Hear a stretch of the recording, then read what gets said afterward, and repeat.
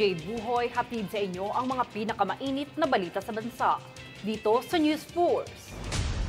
Sa ulo ng mga balita, mga turistang Pinoy pinag-iingat sa tumataas na kaso ng influenza sa Japan.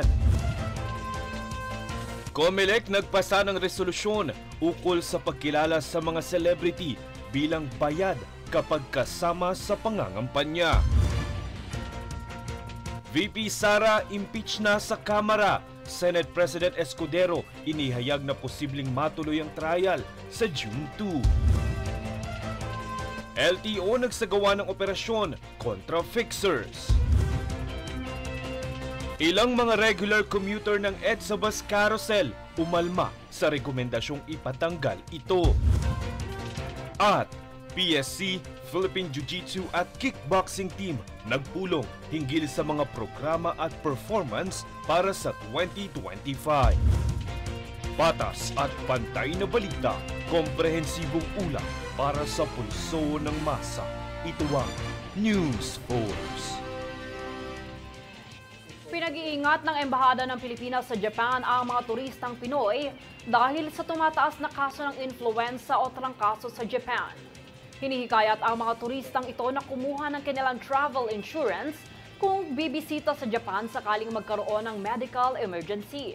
Pinapayuhan rin magsuot ng face mask higit lalo sa mga lugar kung saan maraming tao pati na rin sa mga sasakyan. Nakatala sa inyong mga TV screens ang numero na maaari ninyong tawagan sakaling makaranas ng naturang sakit. Magandang balita po para sa mga botante. Nakatakdang magbigay ng voter information sheet ang Commission on Election para sa paparating na 2025 elections. Ayon kay COMELEC Chairman George Garcia, laman nito ang mga dapat tandaan ng mga botante para sa mas maayos na pagboto. Nakasaad din sa naturang papel ang buong listahan ng mga kandidato tatakbo sa eleksyon. Kaugnay na balita, nagsumite ng isang resolusyon ang Commission on Elections o COMELEC ukol sa pagsasama ng mga celebrity sa pangangampanya. Ayon kay COMELEC Chairman George Garcia, otomatikong ituturing na bayad ang kasamang celebrity sa pag-endorso ng kandidato. Kaya naman dapat umanong isama sa Statement of Contribution and Expenditures. Pero paglilinaw niya, hindi kabilang dito ang mga kapamilya hanggang second degree o consanguinity at affinity.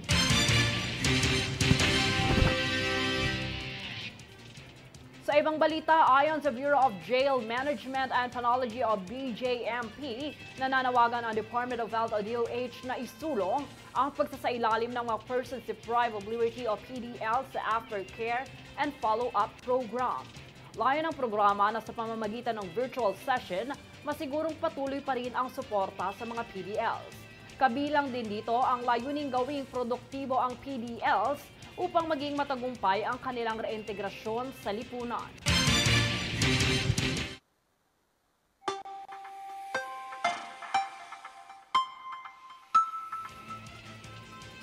Sa ating ulat panahon, asahan ang pag-ulan sa Luzon at Visayas dulot ng shearline at intertropical convergence zone. Shearline ang nagpapaulan sa Visayas, Catanduanes, Albay, Sorsogon, Masbate, Romblon, Dinagat Island at Surigao del Norte. ITZZ naman ang dahilan ng sama ng panahon sa Davao Region, Caraga at natitirang bahagi ng Mindanao.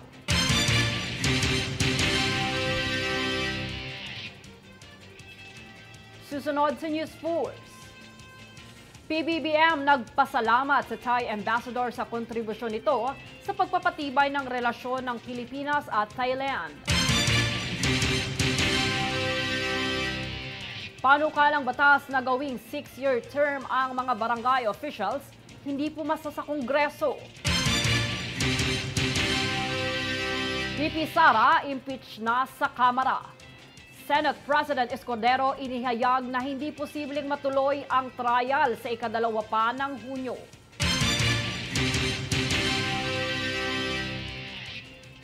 Manatiling nakatutok para sa higit pang mga balita sa pagbabalik ng News 4.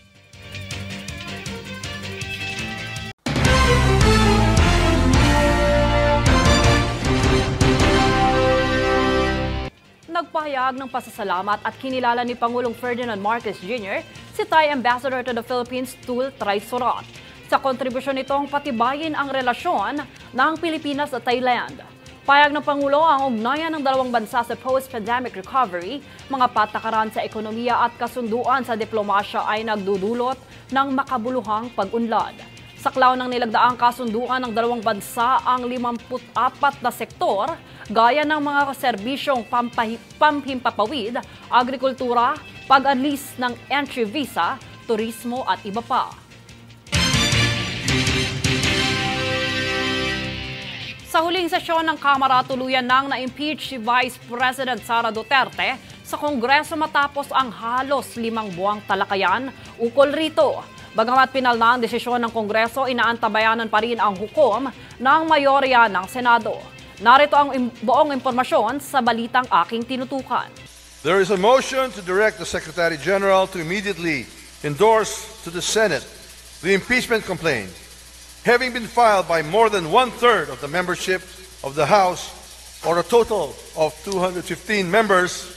Is there any objection? The Chair hears none. The motion is approved. The Secretary General is so directed.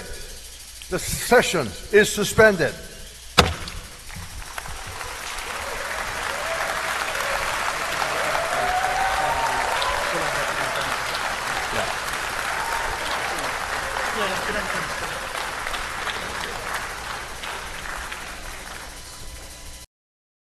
Kahapon sa uling araw ng Kamara, pinasa ng House of Representatives ang articles of impeachment laban kay Vice President Sara Duterte. Sa 215 votes o sinasabing majority decision, ang pangalawang pinakamataas na opisyal ng bansa ay formal na kinasuhan ng paglabag sa konstitusyon na maaaring maging sanhi ng kanyang pagkatanggal sa kanyang opisina.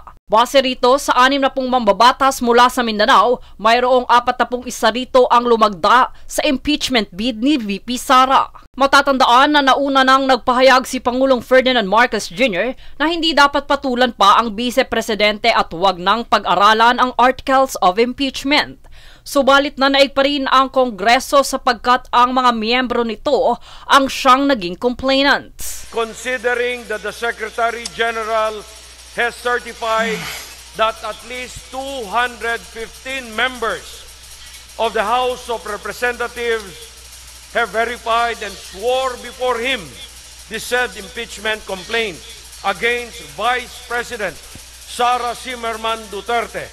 Kabilang sa nasabing complaint, ang vice-presidente ay akusado sa culpable violation of Constitution, bribery, graft and corruption, betrayal of public trust, and alleged misuse ng confidential funds sa kanyang opisina sa Department of Education. Sa kabuuan, base sa isinampang kaso, 7 batayan ang nalabag ni VP Sara. Una na rito ang pagtataksil sa tiwala ng publiko matapos pagbantaan ang buhay ni na President Bongbong Marcos, First Lady Liza Araneta at House Speaker Ferdinand Martin Romualdez. Sumunod dito ang hindi makatuwirang paggamit ng pondo ng DepEd at OBP, maging ang pagkakasala bunsod ng graft and corruption kung saan namahagi siya ng monetary gifts sa mga opisyal ng DepEd na pinatotohanan ni DepEd SDO Edward Fajarda. Kabilang din sa kaso ang unexplained wealth kung saan noong taong 2006 hanggang 2015 nakatanggap ng 2 bilyong pisong transaksyon sa bangko ang bise na hindi akma sa kanyang kinikita bilang nahalal na opisyal.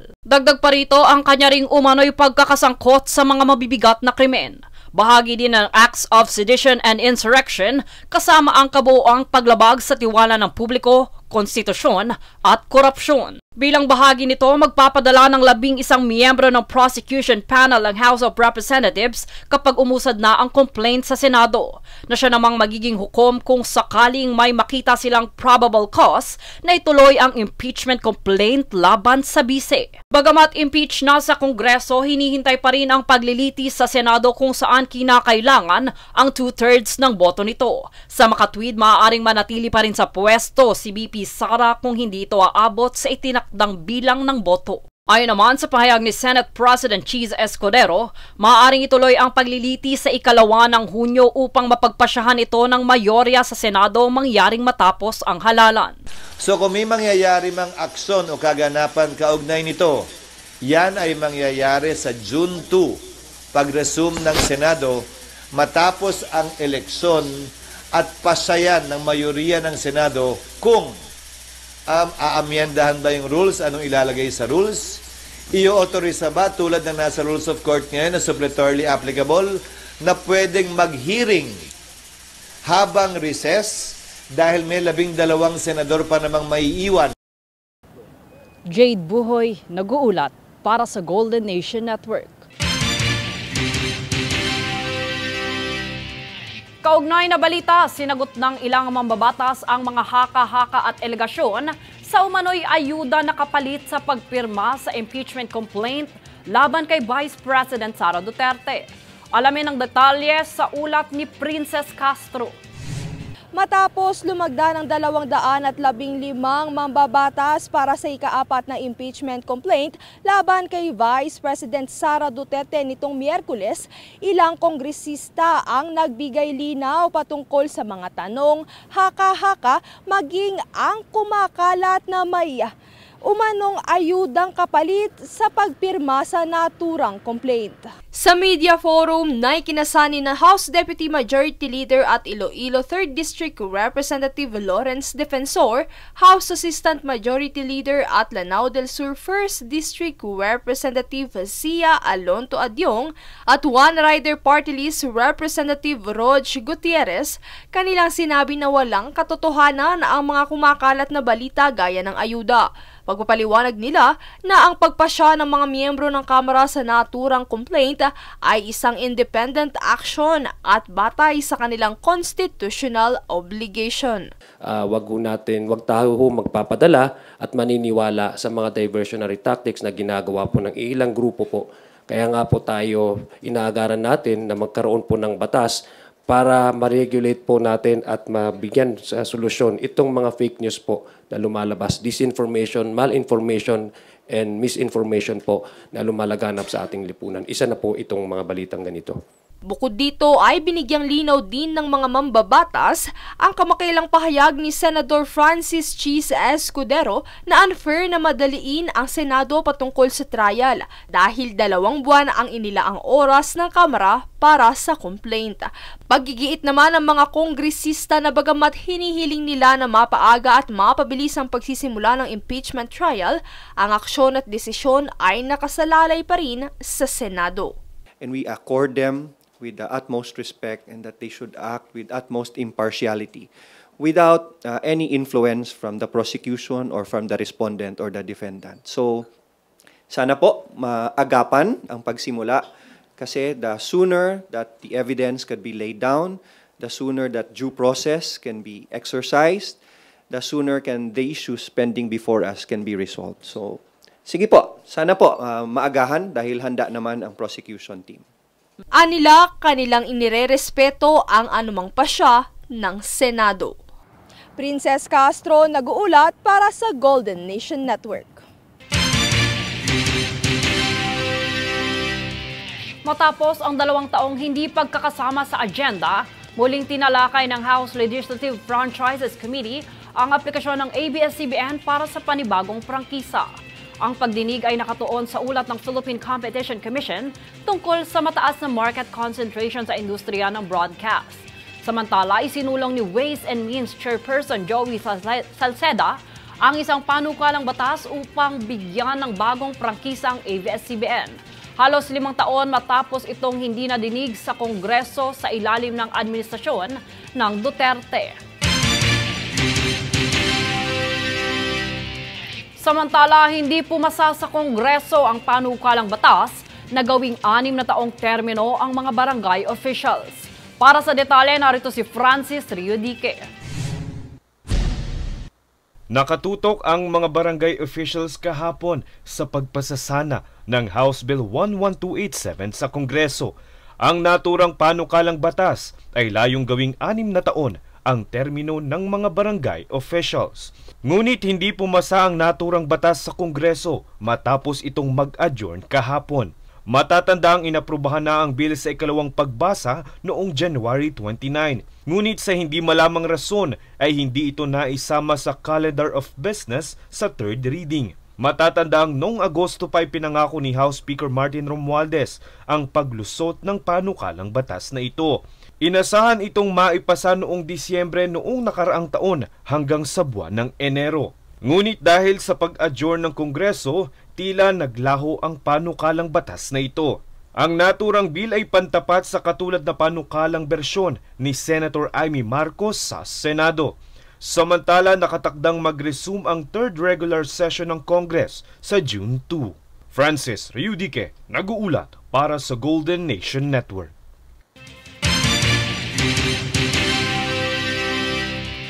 Sa pagpapaigting ng Land Transportation Office o LTO sa aksyon na matuldukan, ang korupsyon na isinagawa nito ang anti-fixing operation sa Central Office. Layo nitong matukoy ang mga fixers sa LTO at matiyak ang integridad at katapatan ng ahensya pagdating sa serbisyong pampubliko. Muli namang hinikayat ng LTO ang publiko na ipagbigay alam sa ahensya ang anumang iligal na aktibidad sa nasasakupan nito. Ipinangako naman ng bagong talagang PhilHealth President na layo niyang gamutin ang mga umano'y sakit ng ahensya. Ito ay para sa mas epektibong makapaglingkod ang PhilHealth sa mga Pilipino. Para sa detalye, narito muli si Francis Riudique. Dahil sa bagong talagang pinuno ng Philippine Health Insurance Corporation o PhilHealth, asahan din umano ang pagbabago sa ahensya. Ipinangako kasi ni PhilHealth President at CEO Edwin Mercado sa isang briefing sa Malacanang na layo niyang gamutin ang umano'y mga sakit ng PhilHealth. Tinukoy niya bilang dalawang pangunahing sakit ng ahensya ay ang financial reporting at pangangasiwa ng mga benepisyo nito. Prioridad umano ni Mercado ang pag-aaral at pagbabago sa mga proseso ng ahensya. Aniya ito ay para maisakatuparan ang direktiba ni Pangulong Ferdinand Marcos Jr. na masigurong tuloy-tuloy at papalawak ang mga benepisyo nito. Layon din umano nito na mas maging epektibo ang PhilHealth. Paniwala kasi niya, mayroon pang mga butas at mga nasasayang na maaaring masolusyonan. Isa umano sa solusyong ipapatupad ay ang digitalization sa ahensya. Posible umano nitong mapabuti ang membership tracking at matugunan ang mga sobra o questionableng mga claims. Nito lamang Martes nang manumpa si Dr. Mercado sa Malacanang. Francis Riudique, nag-uulat para sa Golden Nation Network. Nagpahayag ng malakas na suporta si Department of Energy o DOE Secretary Rafael Lotilla sa bagong inisyatiba na magkaroon ng kuryente ang nasa 1,500 pampublikong paaralan sa bansa. Dagdag ng kalihim ang paglagda ng Department of Education o DepEd at National Electrification Administration o NEA sa kasunduan ay layong bigyan ng liwanag ang mga silid-aralan at yaking walang mag-aaral ang mapagkakaitan ng oportunidad. Sa pagkakaisa ng mga ahensya, nais nitong masiguro na mabigyan ng access sa edukasyon at kuryente ang mga mag-aaral sa malalayong komunidad na hindi naaabutan ng serbisyo.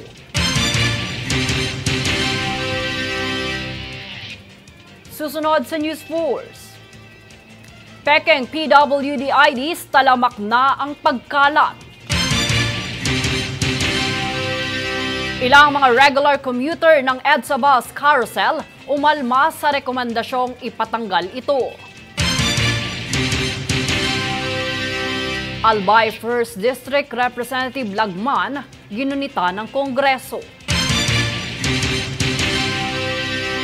Manatiling nakatutok para sa higit pang mga balita sa pagbabalik ng News Food.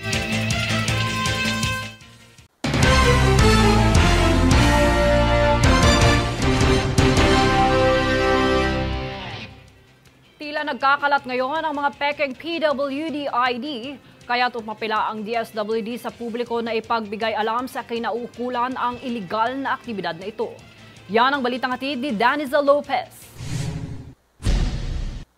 At dahil talamak ngayon ang paglaganap ng Pekeng Persons with Disabilities o PWD ID cards, ay hinikayat ng Department of Social Welfare and Development o DSWD ang publiko na ipagbigay alam sa National Council on Disability Affairs o Person with Disability Affairs Office sakaling mayroong masaksihan na Pekeng ID.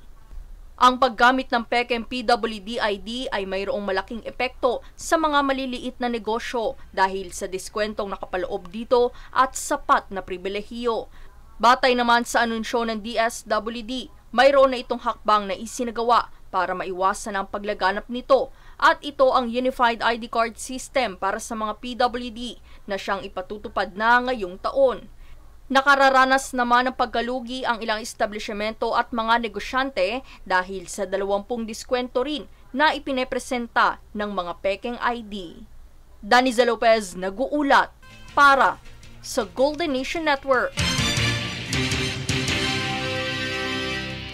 Tila pagpapatanggal sa EDSA busway ang nakitang solusyon ni Atty. Don Artes para mapagaan ang daloy ng trapiko sa EDSA. Sa kabila nito ay naglabas naman ng opisyal na pahayag ang Department of Transportation o DOTR ukol dito.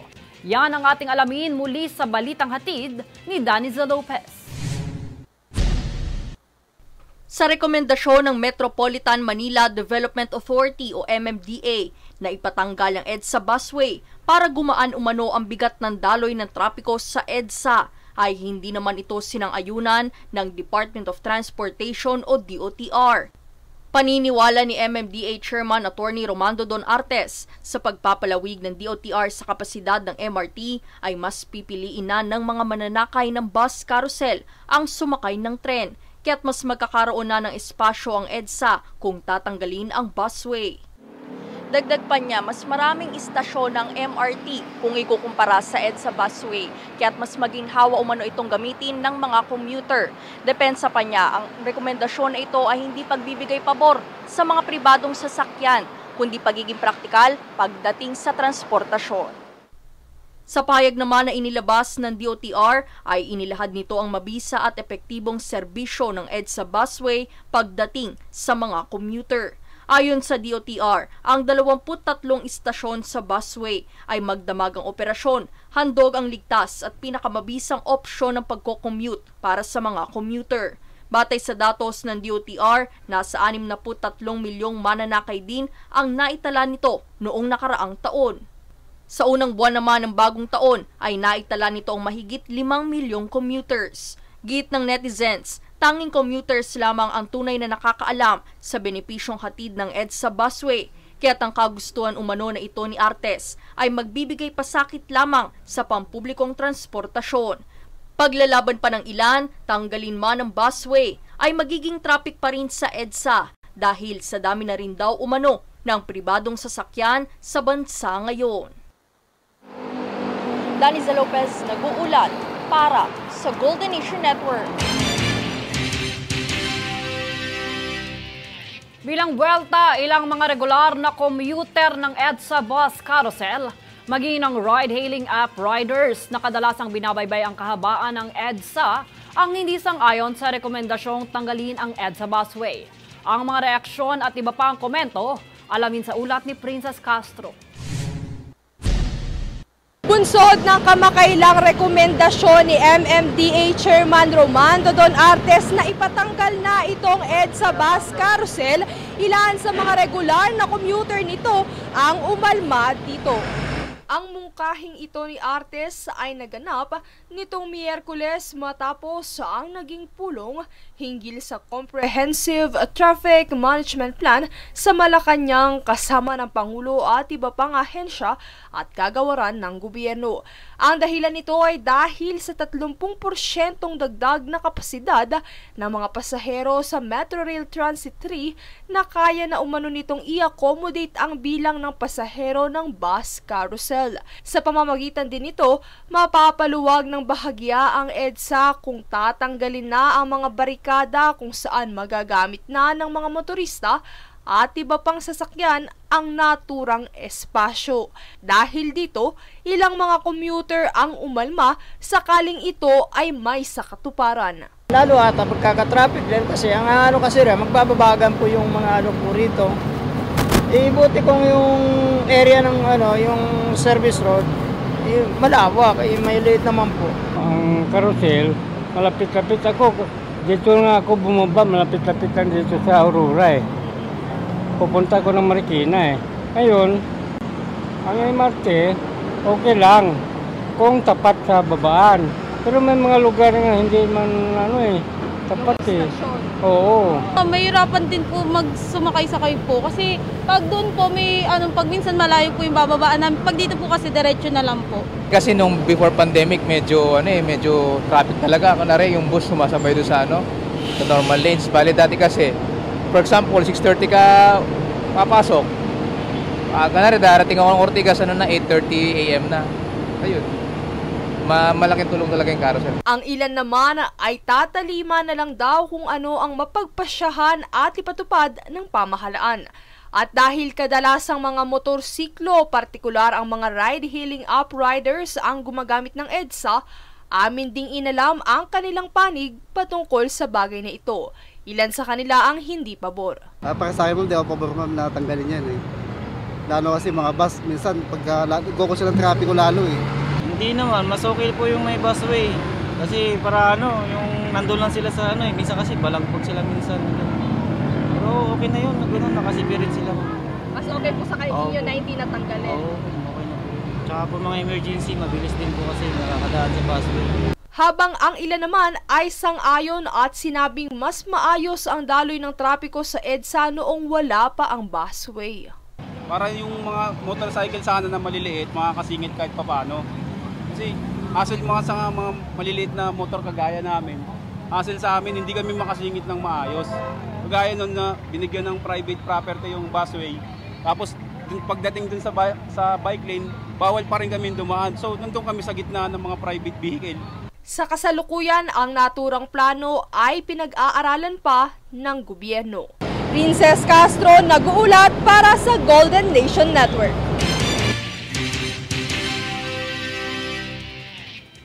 Ginunita ng Kongreso ang katatagan ng kilalang human rights lawyer at matapat na lingkod bayan na si 1st District Representative Edsel Lagman ng Albay, matapos ang pagpanaw nito sa edad na 82. Tunghayan ang aking ulat ukol sa kaganapang ito. Nagdadalamhati ang Kongreso sa pagkawala ng isang kongresista na si Albay 1st District Representative Edsel Lagman.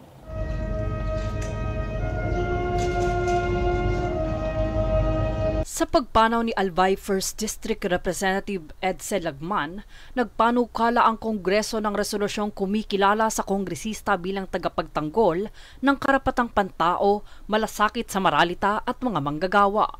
Isa sa maraming napatunayan ni Lagman bilang prominenteng mambabatas ay ang hindi pagliban nito sa kanyang panunungkulan. Bakas ito magmula pa noong taong 1987 hanggang taong 2012 kung saan kinilala siya bilang Most Outstanding Congressman. Ayon pa kay House Speaker Ferdinand Martin Romualdez, ang kanyang dedikasyon at adhikain para sa katarungan ay isa sa mga bagay na kanilang ginugunita ukol sa kanyang pamumuhay. Sa kabila ng determinasyon at katatagang ipaglaban ang nararapat noong siya'y nabubuhay, hindi ito malilimutan ng bansa dahil sa kanyang matapat na serbisyo sa publiko. Ukol naman sa kanyang pagkawala, ayon sa kanyang anak na si Tabaco City Mayor Crisel Lagman, binawian ng buhay ang mambabatas noong 30 ng Enero, bandang alas 5 ng hapon bunsod ng cardiac arrest sa edad na 82. Jade Buhoy, nag-uulat para sa Golden Nation Network.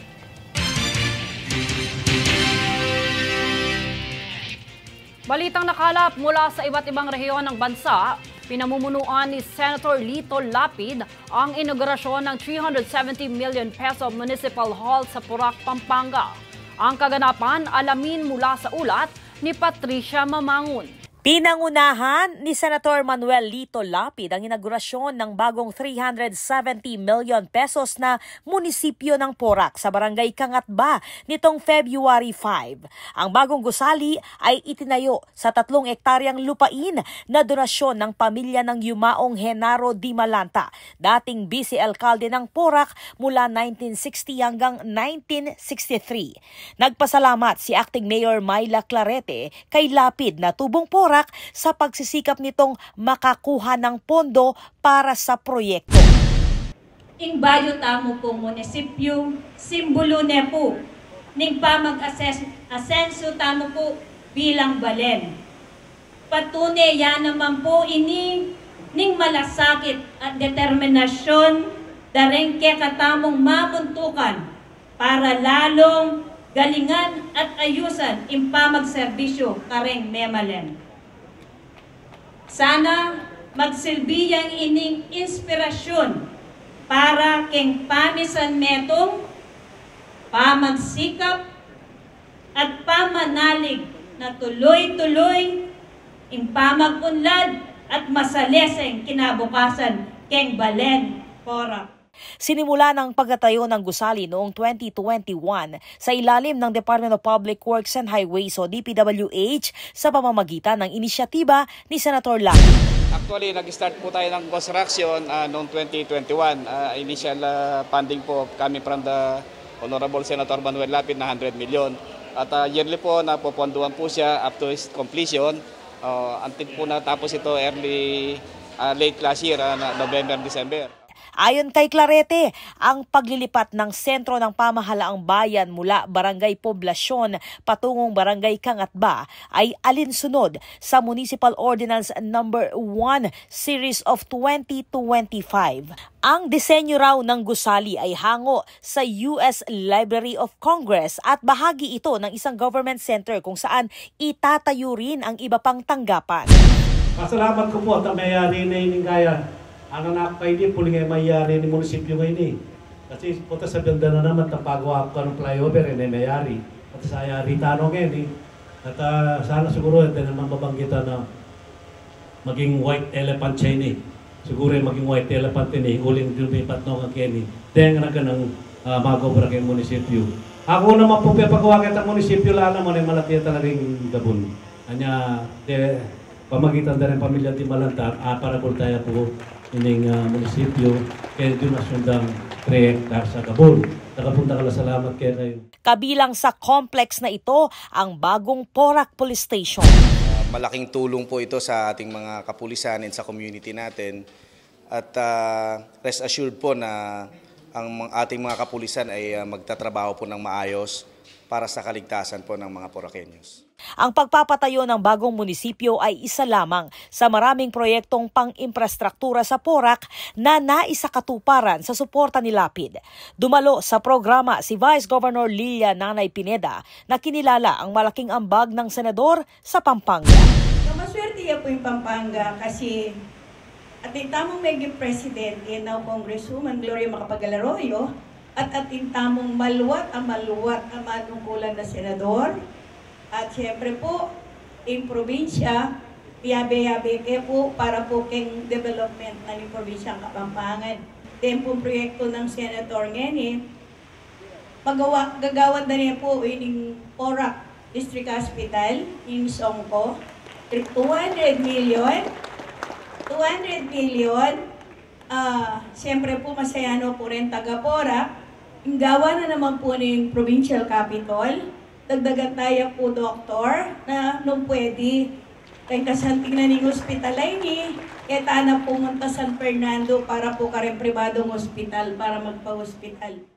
Si Lapid na muling tumatakbo para sa ika-4 na termino sa Senado ngayong darating na halalan ay dati nang nagsilbi bilang gobernador ng Pampanga mula 1995 hanggang 2004 at vice-gobernador naman mula 1992 hanggang 1995. Samantala, bukod dito, nag-donate rin ang senador ng 21 na ambulansya para sa lahat ng bayan sa Pampanga.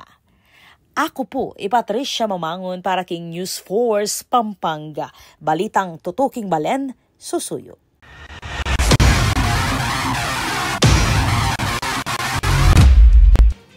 Kapwa bumisita nitong kamakailan ang Jiu-Jitsu Federation of the Philippines at samahang kickboxing ng Pilipinas sa tanggapan ng Philippine Sports Commission o PSC para pag-usapan ang mga inisyatibo, programa at mga hakbangi para sa taong 2025. Sa panid na Jiu-Jitsu team, si PSC Commissioner Olivia Bongku ang tumanggap ng mga panauhin sa Rizal Memorial Sports Complex. Habang si PSC Commissioner Matthew Fritz Gaston naman ang nakipagpulong sa kickboxing team. At narito ang recap ng mga nagbabagang balita ngayon. Sa ulo ng mga balita, Mga turistang Pinoy pinag-iingat sa tumataas na kaso ng influenza sa Japan. COMELEC nagpasa ng resolusyon ukol sa pagkilala sa mga celebrity bilang bayad kapag kasama sa pangangampanya.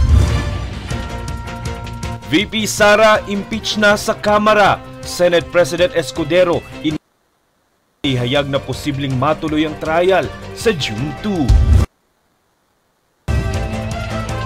LTO nagsagawa ng operasyon kontra fixers. Ilang mga regular commuter ng EDSA Bus Carousel umalma sa rekomendasyong ipatanggal ito. At PSC, Philippine Jiu-Jitsu at Kickboxing Team nagpulong hinggil sa mga programa at performance para sa 2025. Patas at pantay na balita, komprehensibong ulat para sa pulso ng masa. Ito ang News Force. At yan ang pinakamainit ng mga balita ngayong araw. Manatiling nakatutok sa aming mga ulat at updates sa aming Facebook page, facebook.com/Golden Nation Network. Ako si Jade Buhoy at itong News Force.